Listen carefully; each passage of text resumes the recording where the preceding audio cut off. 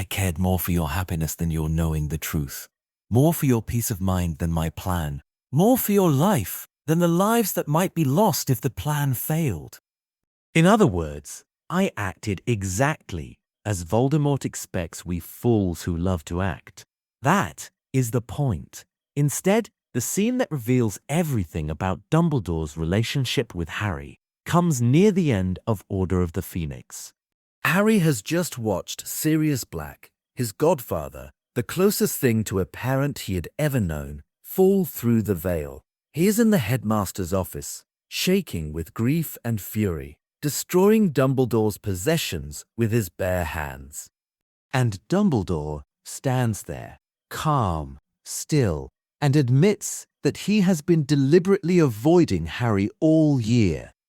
But because he made a calculated decision that Harry's emotional well-being was an acceptable cost to pay for a strategic advantage, this scene does not expose a villain. It exposes something harder to look at: a good man who caused profound harm through choices he believed were justified. The year of deliberate silence. To understand what Dumbledore confesses in that office, you have to walk through the entire fifth film first. Harry arrives at Hogwarts for his fifth year in crisis. He has just witnessed Voldemort's return.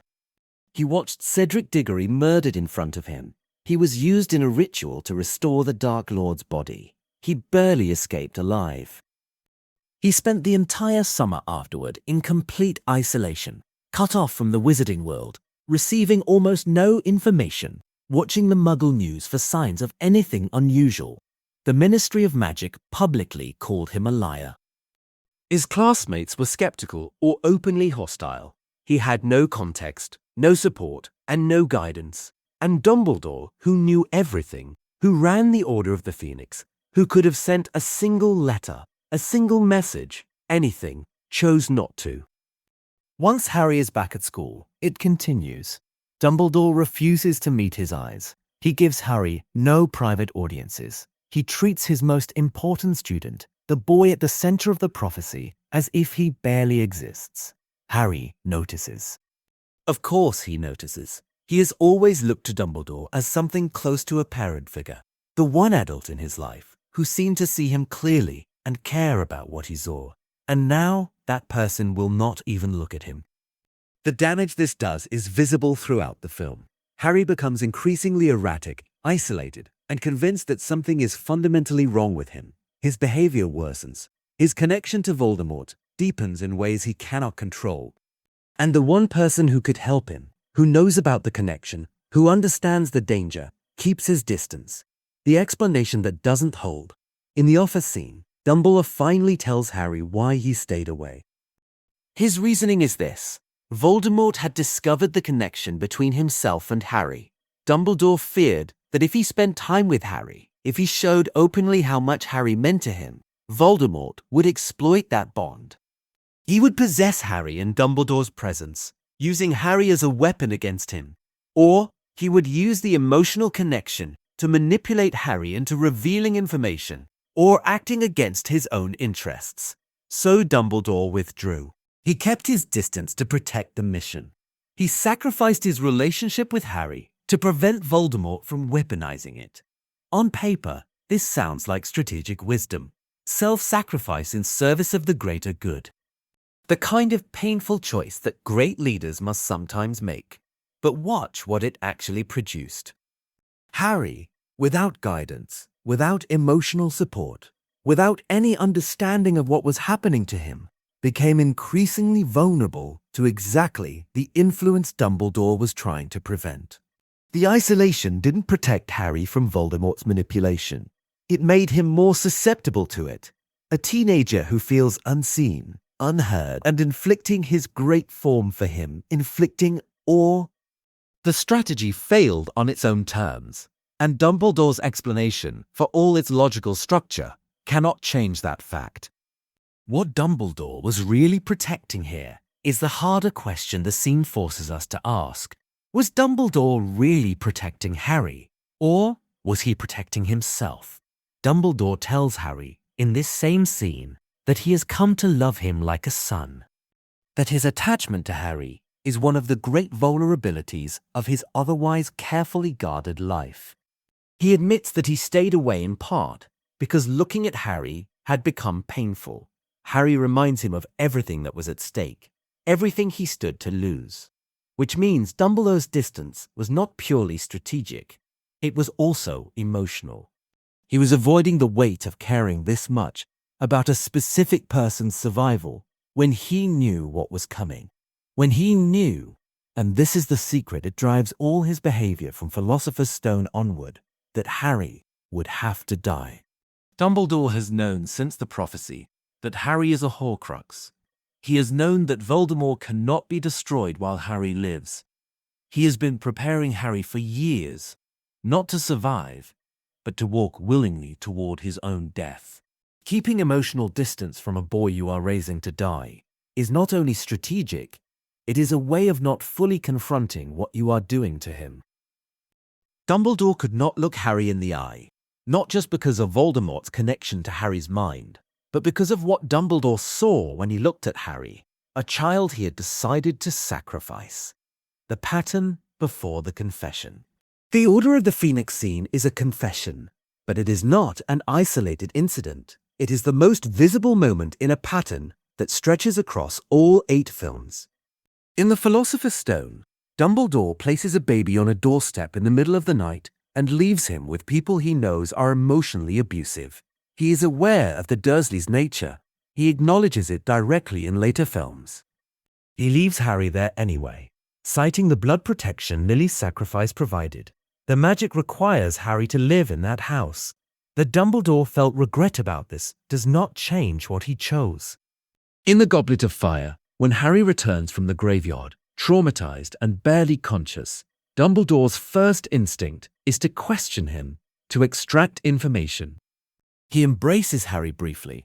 The films show this in a flash of genuine human warmth. But the priority is the intelligence Harry carries, not the child carrying it. In The Half-Blood Prince, Dumbledore takes Harry on missions that are framed as trust in partnership, but are, in structure, grooming. Harry is being prepared, piece by piece, for a truth Dumbledore has already decided to reveal only at the last possible moment. And in the Deathly Hallows, Harry discovers it all. He learns through the pensieve, after Dumbledore is dead and cannot answer for it, that he is being raised like a pig for slaughter. That the man he loved and trusted built his entire education around a destination Harry was never told about. The Order of the Phoenix office scene is where the shape of all this first becomes visible. It is the moment Harry is old enough to demand an explanation, and Dumbledore is cornered enough to give one. And the explanation, however carefully reasoned, reveals the same thing that every other decision reveals.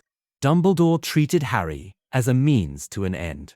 Why for the greater good is not enough. The phrase for the greater good is not accidental in this story. It was Dumbledore's motto as a young man. His rallying cry during his early idealistic partnership with Grindelwald, when he believed that wizards of superior power and wisdom were justified in imposing order on a world too chaotic and fearful to manage itself. When he believed that the suffering of some was an acceptable price for the benefit of many. He abandoned that ideology violently after Ariana died, after he saw where that thinking led. He spent the rest of his life defining himself in opposition to it, and yet, his treatment of Harry is structured on the same logic. One child's well-being, his emotional stability, his right to informed consent, his capacity to make genuine choices about his own life, is sacrificed for the protection of the many. The suffering of one is acceptable because the stakes for everyone else are so high. Dumbledore never stopped believing in the greater good. He just changed who he was willing to sacrifice for it. The office scene makes this undeniable because in it, Dumbledore explicitly frames his choices as necessary and correct, while simultaneously acknowledging that Harry is in agony. He does not say, "I was wrong to do this." He says, "I had no other option." But he did have other options. He could have told Harry the truth earlier and trusted him to handle it. He could have maintained their relationship while taking other precautions against Voldemort's influence. He could have treated Harry as a person with rights rather than an asset with a function. Harry's response and what it reveals. What makes the office scene so devastating is not just what Dumbledore says, it is what Harry does. He destroys the room. He screams. He unleashes a year's worth of suppressed grief and rage and confusion in a torrent that would be alarming in any 15-year-old and is especially jarring in a Harry who has spent 4 films learning to hold himself together in impossible situations. This is not a temper tantrum.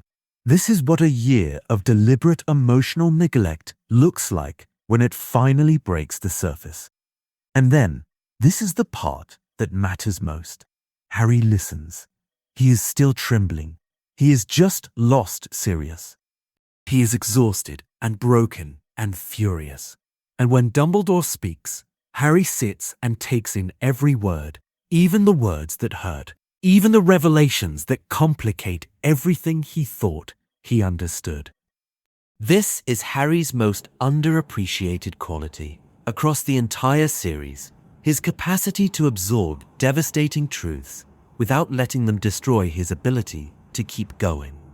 He learns, in this office, that the man he trusted most deliberately withheld both information and emotional support during the worst year of his life. And he does not turn away from Dumbledore. He does not stop trusting him entirely. What he does, quietly, is begin to trust himself more. The scene plants the seed of Harry's eventual independence. It is the beginning of his understanding that Dumbledore, great, brilliant, genuinely caring Dumbledore, is not infallible. That the people who love you can still harm you through choices they believe are justified, and that surviving their love sometimes means learning to hold your own counsel alongside theirs.